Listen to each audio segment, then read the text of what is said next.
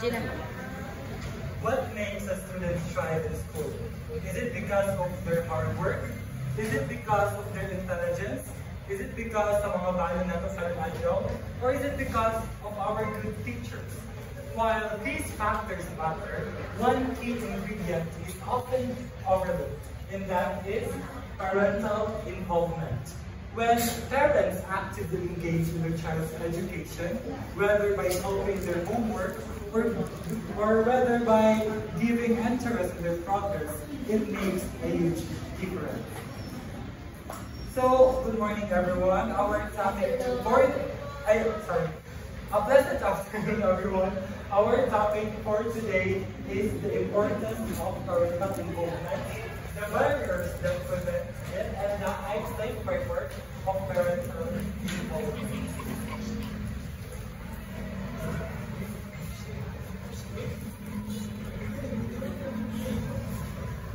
So, the importance of parental involvement.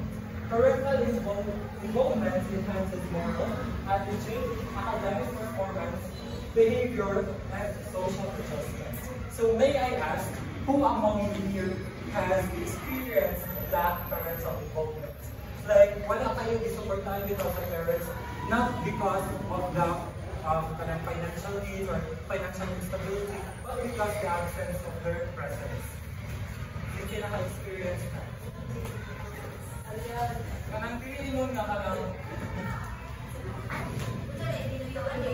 Yeah, hindi mo nga because of some factors. Okay.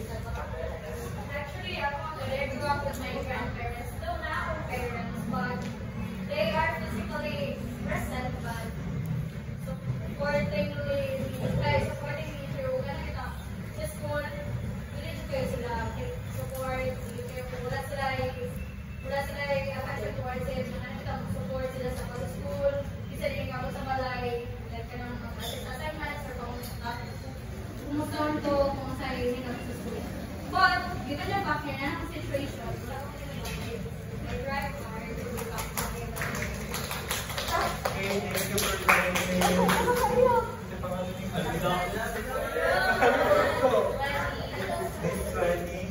I know that all of us have different experiences when it comes to the parental involvement. So, active parental involvement helps shape individuals into responsible members of the society. So, if the parents are active in their child's education, it will set the foundation of their academic success. So, not just shape sila into something na wholesome sa school, but also shape sila into responsible members of the society. Because when parents actively engage or give pieces of advice to their children, it makes a huge difference. Kaya di ba kung parents nato kay maghatag sila ng advice nato ang maminaw, magsinta, some of the children, hindi sila maminaw, pero majority of the children out there is maminaw too. Because of the fact na maandun sila, or pwede po nga, because of the fact na ginahan silang improve as a member of the society.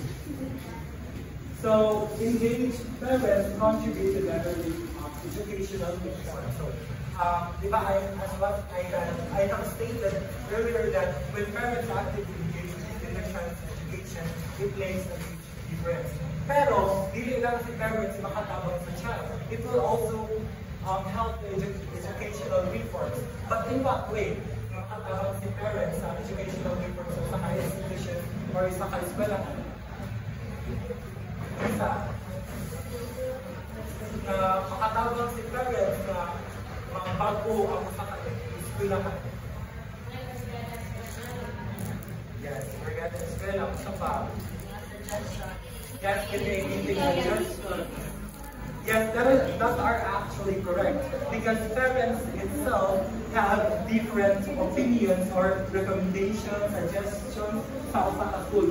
Therefore, upon giving their suggestions or even instructed criticism sa school is mausap ang school. It will shape into something different, and there's also a production sa mga butang na wala pa na itabok sa school.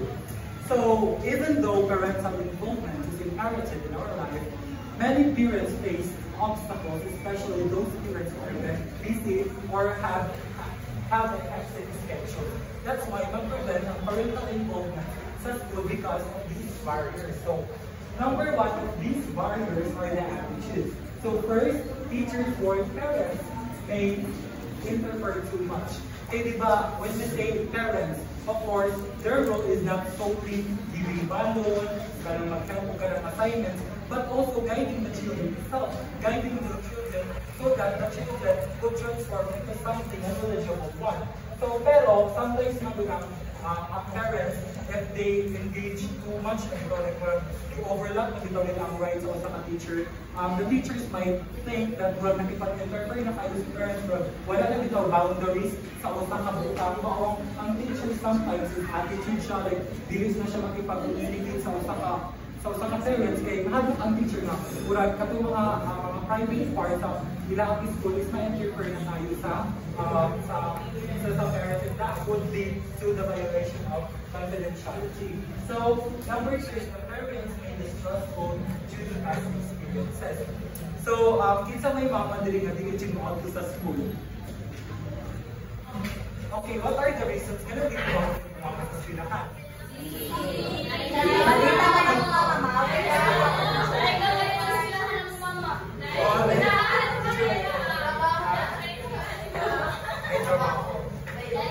Yes, it is correct. Ang atong parents is not yung trabaho, pero ma-discuss mo siya later on sa other parts of the barriers. Pero one of the reasons na dili ko mga parents sa eskwelahan is because they are afraid to be judged or because of the past experiences, maybe the parents before this na-judge sa teacher case. Wala pa siya nakapagal sa iyang anak. Mahal pa siya na sa school because of that experiences. And also, some parents feel they have nothing to contribute. Diba? Sometimes sa mga parents kayo, hindi siya totally ignorant. Pero, ang mga parents kayo, wala din silang laban sa mga school policies, sa nangyayari sa school, especially sa ako mga assignments. Sometimes wala ang mga parents kayo, because of their hectic schedule, they have a lot of errands to accomplish. Makalimutan nila kaugan ng buwan nila check ang mga policies, mga curriculum sa school. Ang parents from ako na isa ka barrier na mag-prevent sa parents na mag-engage sa education sa mga child. So the next is logistical issues. So ang logistical issues, these refers to dapat ng mga transportation, mga busy schedules, to prevent sa parents para maka-engage sa yung child's education. So number 1 is work schedule conflict with school events. So this is a common one. Parents in na trabaho, then nagbuman sa meeting sa eskwelahan, of course, i-prioritize din sa parents ang trabaho. Okay, ano yung prioritize mo ang eskwelahan? Hindi mo na nakakita ko.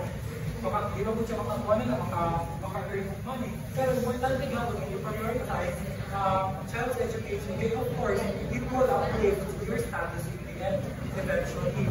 Oo na, mga parents ko, is alangan nyo sila so number 2 is the lack of transportation. I know that some of us could relate to this since a lot of parents out there is wala transportation. Usay pa gani mamiliti pero wala ikapiliti, magpaktay nga lang. Pero we should also give recognition to those parents that will do their part despite this lacking of transportation. So, number 3 is no available childcare. So, kinsa may mga igsoon dili ka na mga student dili ka na mga igsoon, mga baby pa. Ay dili nga baby ka na, hindi pa dito dito ka ng bantayanan.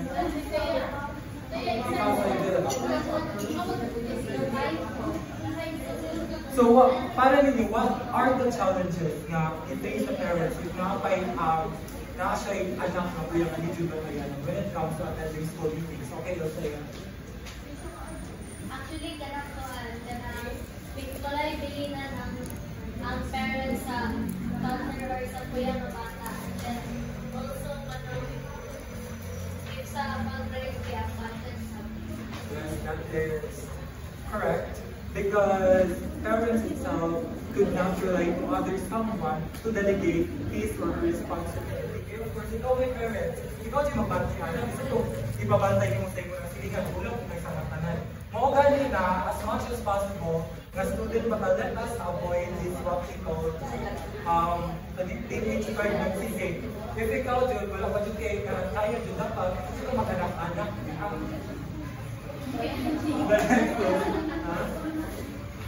so the next is the system barriers. So number one is schools lack program encouraging involvement. So sometimes ang problem is nakapunta sa school siguro ang school wala na mga program na mag-encourage sa mga parents to attend specific meetings.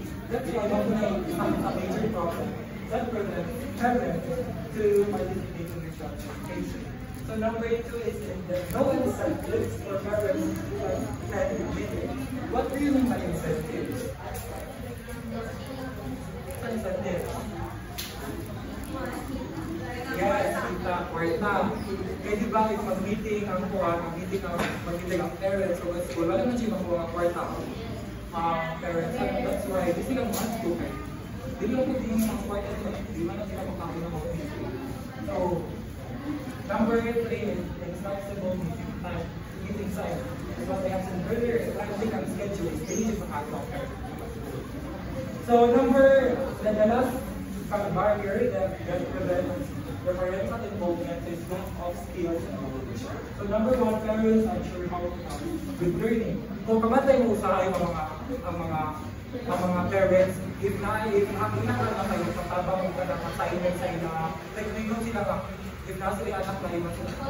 Ate, ikaw na gamaan yung assignment ni Kuan, ikaw na gamaan yung assignment ni Kuan, because they didn't know the specific instructions for the topic the child might know as the parents. And of course, the parents sometimes knowledgeable sila sa kanila. So the last is the second one is limited understanding of policy. Same with the first topic, because as a one sa attitude, ang parents wala kayo knowledge sa policy sa school. So the last one, teachers will not be trained to engage public. Diba? It is an undeniable fact that teachers are trained to teach students, not to engage with parents. Sometimes the problem for these teachers because they do not know how to approach the parents properly. That's why the problem is not here. So in order to prevent these barriers from occurring, Einstein's framework of parental involvement takes place. So to help schools and families overcome barriers to parental involvement, Joyce Einstein from the Center for Social Development partnerships developed a model identifying 6 key ways parents can engage in their child's education. So there are actually 6 ways in order for the parents in their schools to engage themselves. So number one is the parenting. Parenting skills are promoted and supported. So ang kani siya is, ang school is mag-implement siya o ka ng mga program na mag-help sa parents kung masawan siya nila pagdalang nilang anak para ma-active participate sila sa ilang anak, sa education nilang anak. Because it sets the foundation of their academic success. Number two is communication. Communication between home and school and regular two-way calls. So communication was important kaya hindi lang sa parents but also sa school is dapat two-way din sila para mag-sinabi. Number three is volunteering. Parents are welcome in the school and their support and assistance are sought. So in order for the collaboration happens, the parents itself should volunteer. Not without coercion. Sometimes mag-ulukso na ang parents nga to participate na. Why not? Ang parents sila dito mismo ang sa school. Okay, if-ulukso na sila, makita sila na they are not willing to participate in the kind of meeting. So number 4 is learning at home. Help parents understand the educational process and their role in supporting achievements. Parents play an integral role in assisting student learning. So, as much as possible, the parents should make time sa students para kasanayan ito ang tapang kayo. Mahadlag na ito sa parents kayo. Sabi siya trabaho, maliglag siya na parents kayo. Kinsa may mga parents kayo na nakuha niya ka. Pero may malang sa balay. Ako, Adi.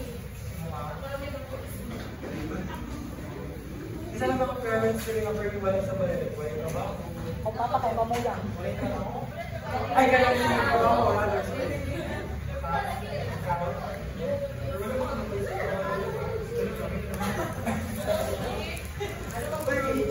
Guys, wow. Stand up. Since elementary na wala, ako mga work nasa sa kanila na isang natin siya umigula. Sweet wings, kasi gawin ko wala. Hindi ko sa'yo rin, wala treat time sa mga pero parang ako sa mga ibibuhat ko na. Maski gawin ko, trabaho siya, so wala siya dito. Pero knowing that there is an absence in the stars, do you think na-apektuhan ng mga education compared to the safety? Wala. Yes. Pero ano po ka po? Isa na magamasa sa inyo yung mga so. Mga isa na may suon. Ang mga suon is tulo, akong mama. Okay, akong mama. And then, sa inyo mo yung assignment kay ano naman siya, high school na din. Pero hindi ko magamay yung assignment, hindi ko kawin ate. Yeah, wala ko kabinupot. Okay. Thank you. Pronouns or ano? Okay, number 5 is school decision making in advocacy. So parents are included in the decision of passing school policies and student learning. So, kita na yung mga parents diri nga, nakabuhan pa gano'n sa junior high school or senior high school, even sa elementary, is part na sila sa classroom officers. Ikaw? Yan sa ikaw sa ikaw? Kanamurag na nakuhan ba na classroom officer, even for what? Dito to.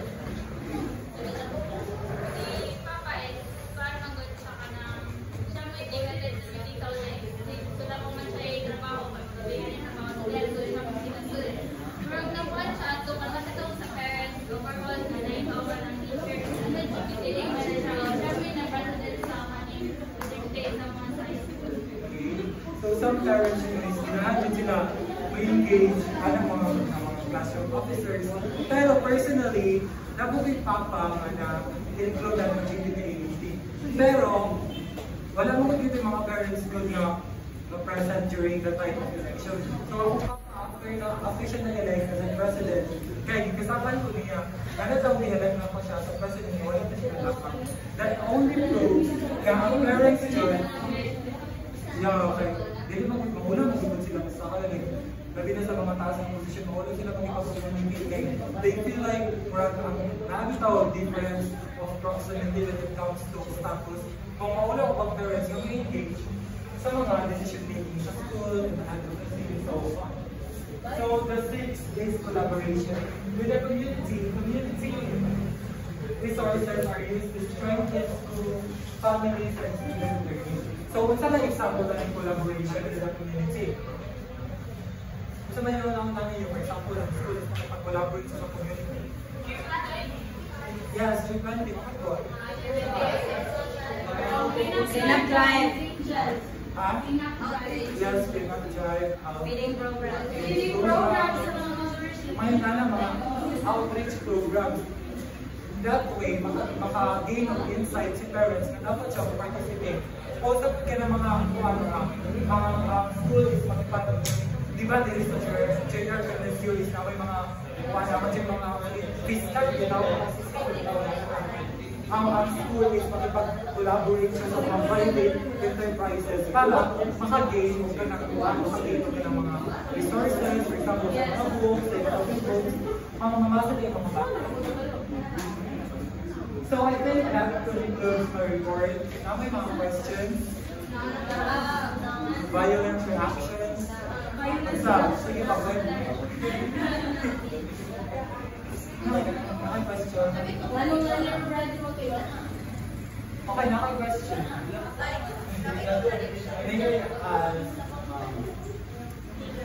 Mr. Chancellor, kasi nakatabi din daw. Do you think of para nimo in such a much responsible such as education, is it the school, the teachers, or the parents? I think the most responsible to like parents or the school, the teachers, because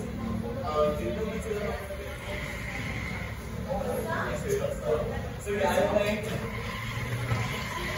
I believe that the school plays a huge part in shaping the learning experience of a student because we go to school to learn, and then if it is undeniable that parents also have a crucial part in sa shaping the learning experience of the student. But if we're going to compare like who has a biggest part is I would say the school and the teachers because they are the ones who are imparting knowledge that will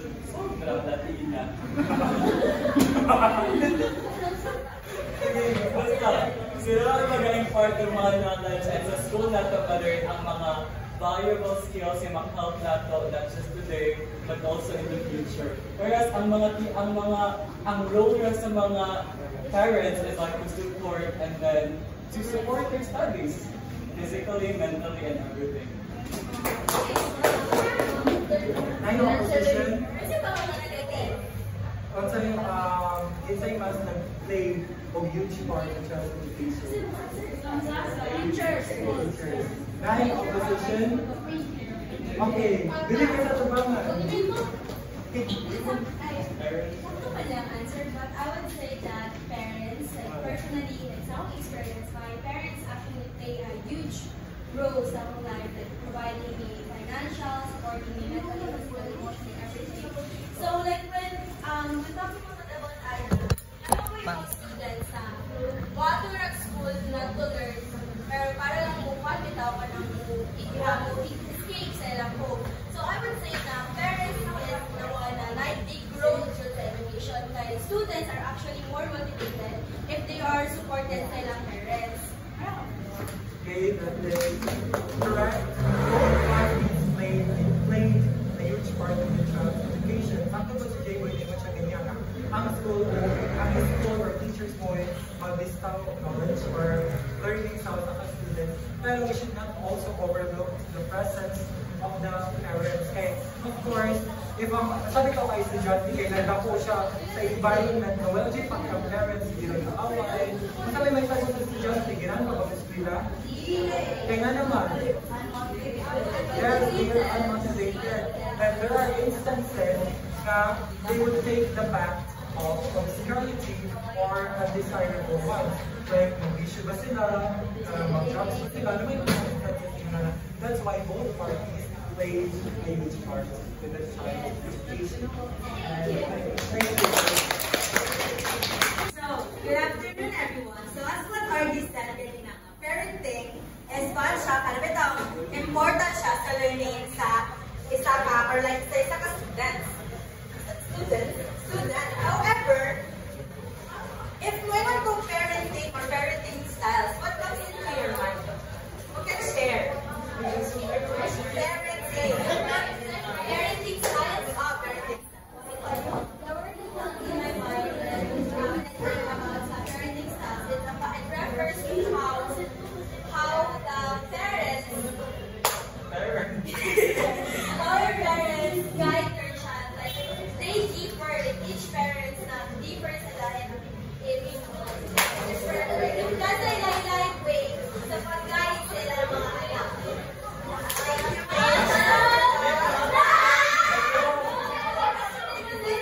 Parent, what comes into your mind pag maging on a parenting style?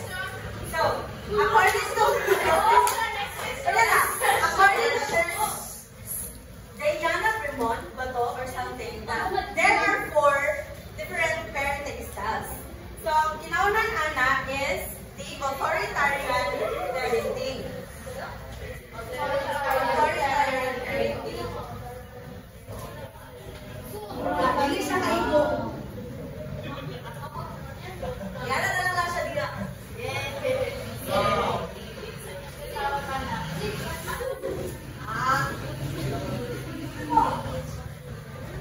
Authoritarian parenting. Authoritarian parents are often called disciplinarians.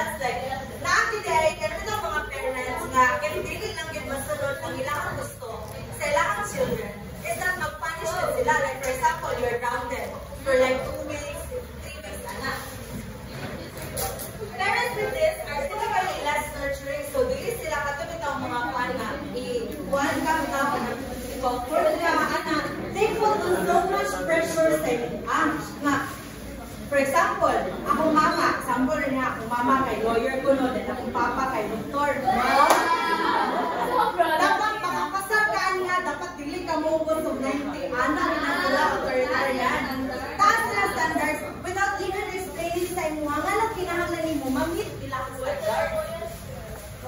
Communication is mostly one way. Parents to children na.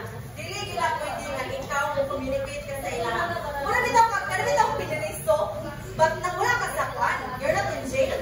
Pinilisto ka lang. Dapat kwan, muli na ka, alas 10, na nakadiri sa balay, diri na diri ka, dili na ka pwede mula ang anak, authoritarian.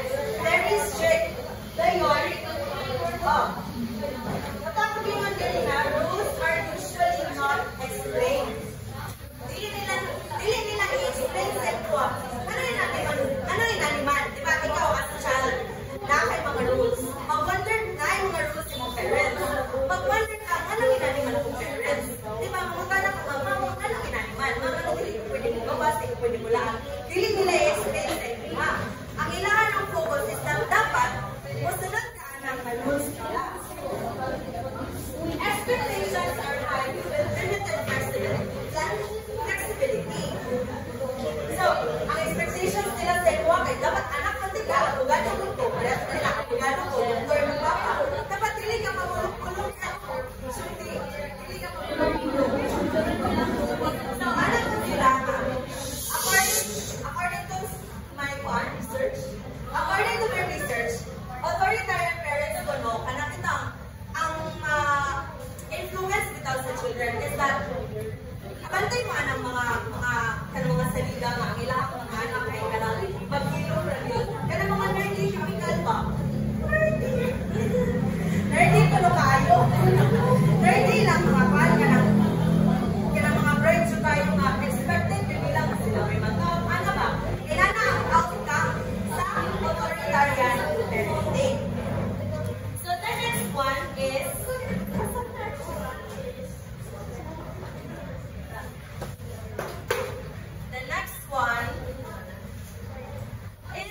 permissive parenting.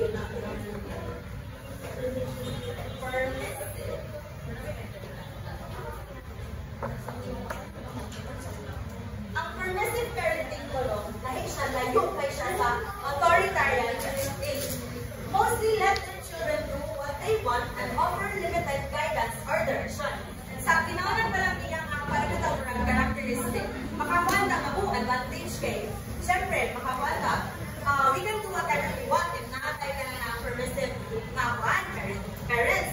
However, dapat siya downside bitaw. Kaya kita as teens, diba, kinahanglan kita guidance ika sa ato ang parents. Mag-guide ka, for example, like, we'll be making decisions na kuhanin. Consult ka sa atong parents.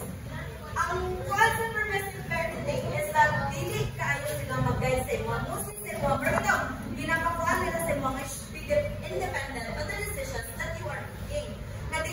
Na kinahanglan ka maanan, na you will do it on your own. Dili na kinahanglan nga, manguan pa ka, mamutala pa kasi mong parents mo, ilaha. Their discipline style is the opposite of strict. They have limited or no rules and mostly that children figure problems out. Actually, friend, nga, matingalang nila ba kay pandemic era, ang conjure ko, like, very lagan kay ko. Gabi na may muli sa balay, then ang mga pasangil kay Monjol. Magtularan guys. Pasangil ako Monjol, yan, nanarinig wifi, nag-bonfire na rin dito, sumba-sumbaan na rin. Kato siya, wala siyang problema. Isa ka dyan, sabi na mo, tala, Jinta, ato na dito.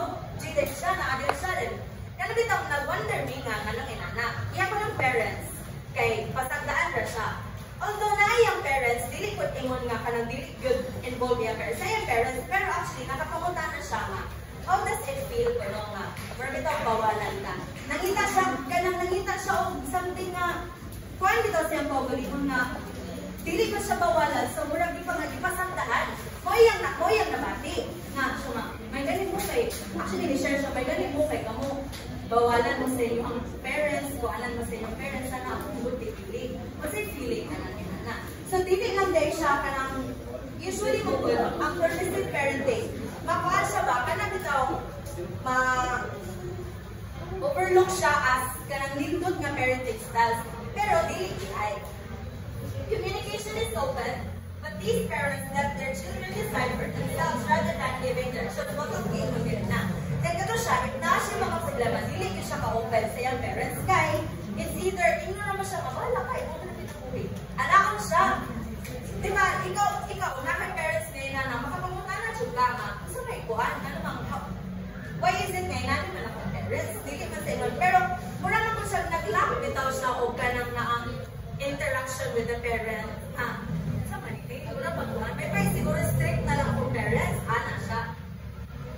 Parents in this category tend to be warm and nurturing. Sila ko lang kahit sa parents na, no? Work good ka. Although, ang imo naging mga decisions sa kinabuhi, pasagdaan ka dyan kanila. It may be,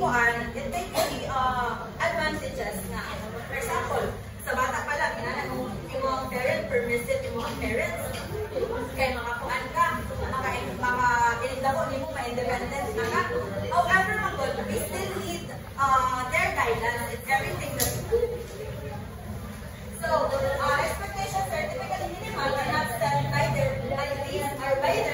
So, inani siya, like, kami po siya sa pamati, kay ba, ang parents, kami mo good permissive parenting is that, dili na kami nahangan niya i-pressure ba, pressure ka nga, ang kuan, dapat mo, di ba na, inani akong kuan, ang ila, kay basta, for example, sa akas na to, kung pasar lang na 5 pints na, G na tayo. So, na yung question.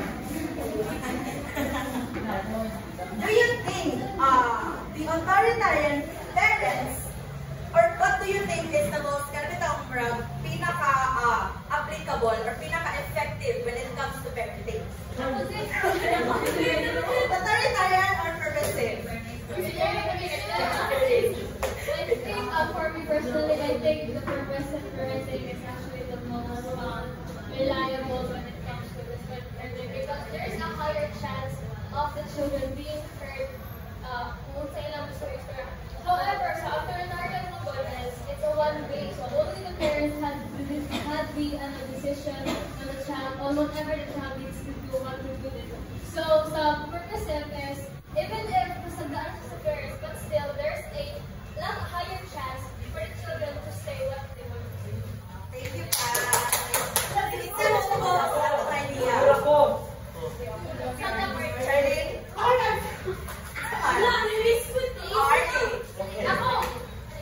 Okay, so let us all remember, if now that as a first parents, we have no choice but to follow their orders. So for me, the best approach is the authoritarian parenting. Between so there's a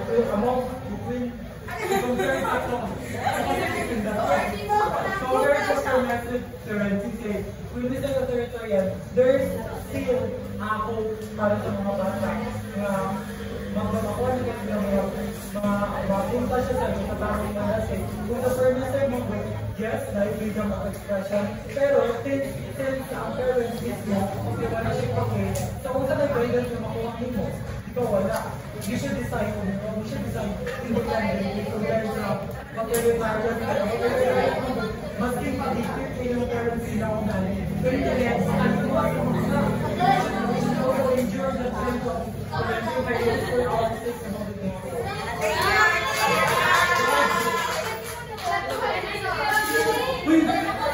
Wait lang, nakalay question. Relax lang.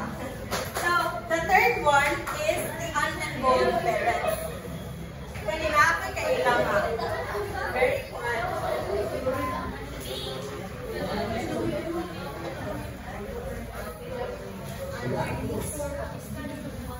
Uninvolved parenting.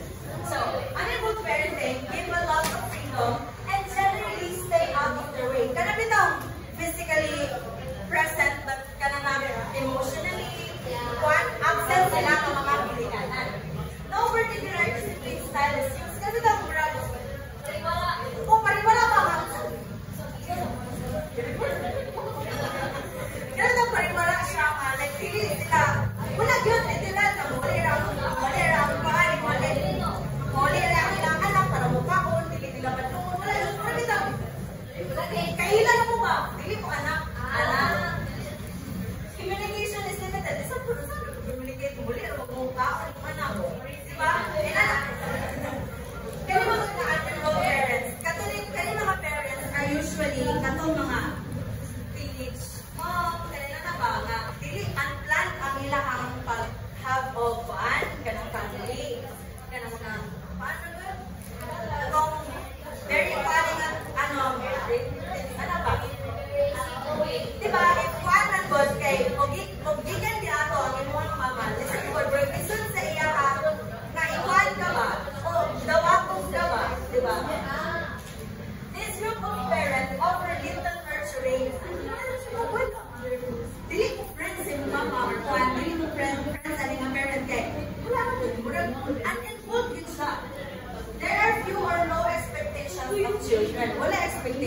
basin gani nga mga parents, bigit nila, wala sila mag-care sa academic na kanabitang journey silang anak. Actually, kanabitang na yung tagaulingan. Bata siya. Bata. Relocation specifically. Ngayon, natingan ako, sige siya pamuligyan isda. Bata pa kayo anak, gamay. Mga napagod siguro to siya sa 10 to 13 years old. Pamuligyan siya isda, punta, gabi, anak.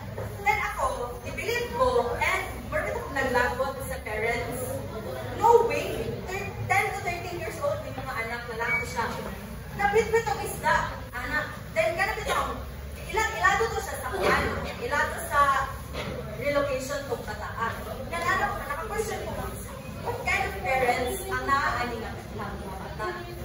Ngayon, one time, nalagyan ako siya, padulong ko school. I was so shocked kaya nanigarilyo ang bata. Nanigarilyo, gataksi, gatongkit. Alam ko nga, alam mo, if manang kita yun guys, like, pilitin sa tapatata, o gana natin ang kuhan. Kaya nga no, ako man naluoy bitaw sa bata. Kaya imagine mo, instead na ang bata napay care na ginadawat sa ilang ginikanan, napay kuhan na ang dapat ang ginikanan may mag-provide sa bata, ang bata may nagkuhan. Dayon, meron mo putuntag para sa iyang pag-eskwela, hindi na ba? Para din sa bisyo sa bata. Magita ni mo ang bata, manuro yung isda, walay sanina, titilan, walay sanina, wala tanan. Pero naaman gani, kuhan.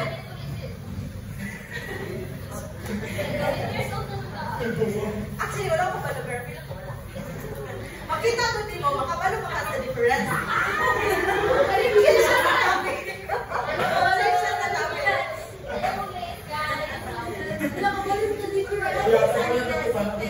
Wala, John. Umupo ka siya. Naaman gani, dami ko na sa nina, pero wala siya brain, wala siya short pan. Then, mura siya basurira. Ay, basuriro. Mura siya basuriro, actually, then. Okay, lapas ko po ng isda ngayang ginawan. Limpyo ko ng isda nga. Pero kinala ko ang iyang ginikanan, nakabalo ko ang iyang ginikanan. Is that na-partner na jumping iyang mama. Jumboy! Aso, bakit?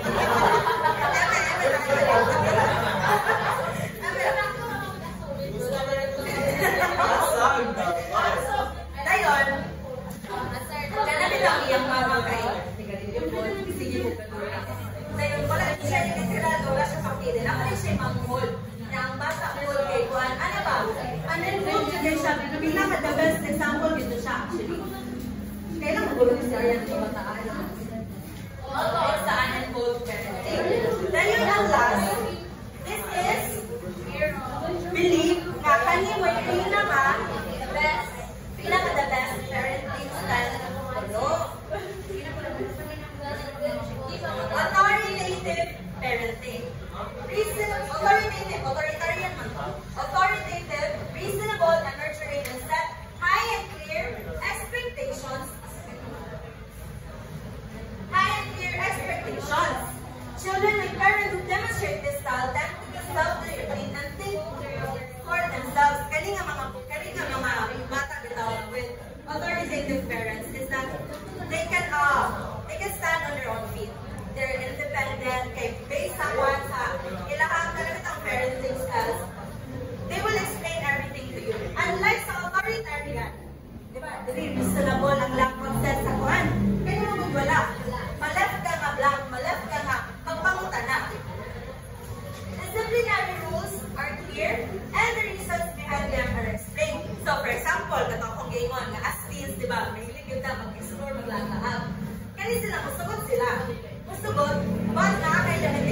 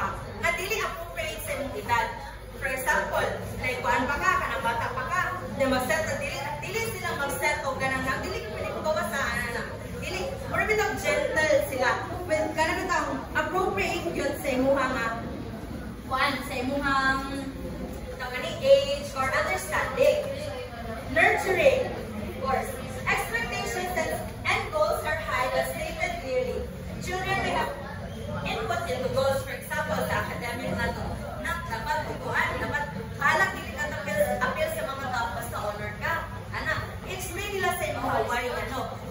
Na, for example, let's say for example, na ma-proud din mo in ana, pero okay ra o grading man gani. Diba? Ayun. So, among these four parenting styles, which do you think is kana bitong, if ikaw, ma-parent po, which do you think, kanina mga po ay parenting styles, is that naagad sila outcomes? Which do you think is that? Which do you think? Becca.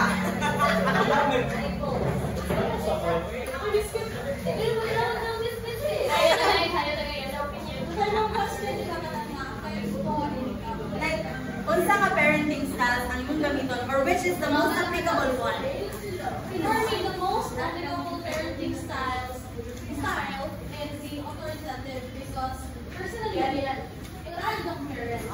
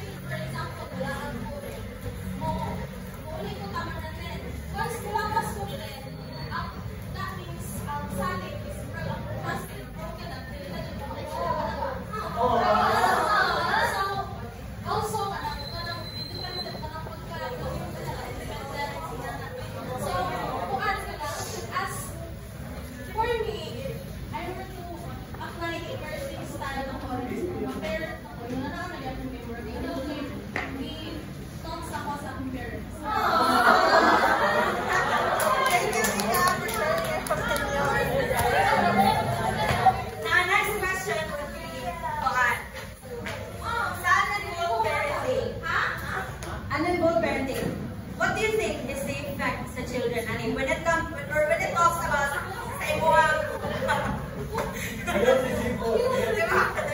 sa academic na kwento sa bata, Arian, yung siya siya ginawa na. For me, uninvolved parenting style is naa siya yung negative effects sa mga bata. If ang parents mong good, kaya bata mong good, stage na siya o guys, ikan pa sa fathers nila. Atong sa siya, hindi mo doon tayo ni kaya karon, atong edad is 18, 19, 20. Yes, hindi na ka-emotion ka. Kapag ang sakto mo ulit ang pabalansi sa itong mga limos. Isang isang edad, hindi siya mong tao, guide sa atong parents, and also anang sa school, give daw support sa atong parents. Kaya di ba, for example, natay na one achievement sa school, that if i-recognize sa atong parents, di ba, is ganang malipay pa ta. So, give yun na to, oh. Hindi lang nga to, guide, work with atong parents. Yes! So let's move on to teacher influence. Students feel they belong in school when teachers express involvement and warmth by treating students with care and affection and showing students they enjoy having them in class. When teachers are dependable sources of emotional and instrumental support in difficult times, students feel connected to their teacher and say, diba kita personally as a student, ma-motivate ta or like mas ganahan ta nga maminaw sa klase if natin connection or bond sa atong teacher. If ang atong teacher is approachable, ang atong teacher is not kami siyang ututlo, kanabuluhan siya, diba? Kita as one. However, diba dapat yung issue sa niyabi sa DepEd. Nga. Diba nga, dili pwede makiclose personally ang teacher o ang student. Diba?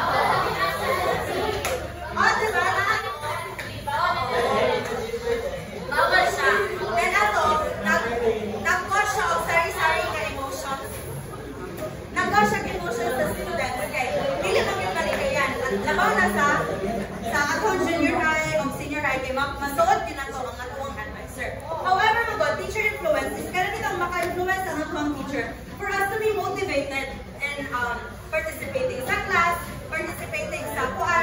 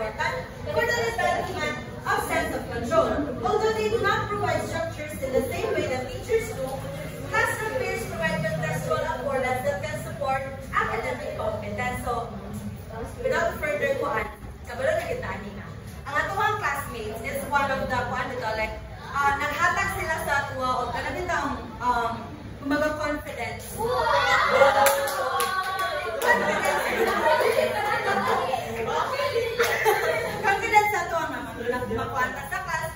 For example, let's talk about competence. Competitiveness. Diba? Dahil kuha sa to, kasi wala, competitive kayo sila. Ma-influensyahan ta nga, dapat dili ko palupig.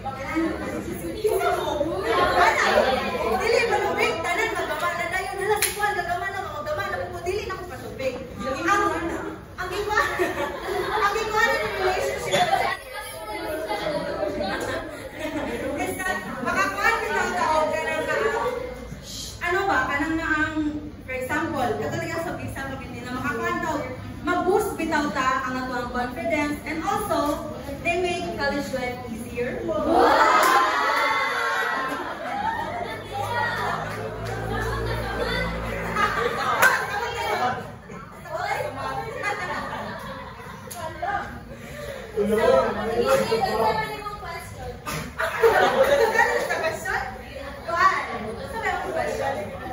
So, do you think, kay, di ba, nasamok man sa teacher?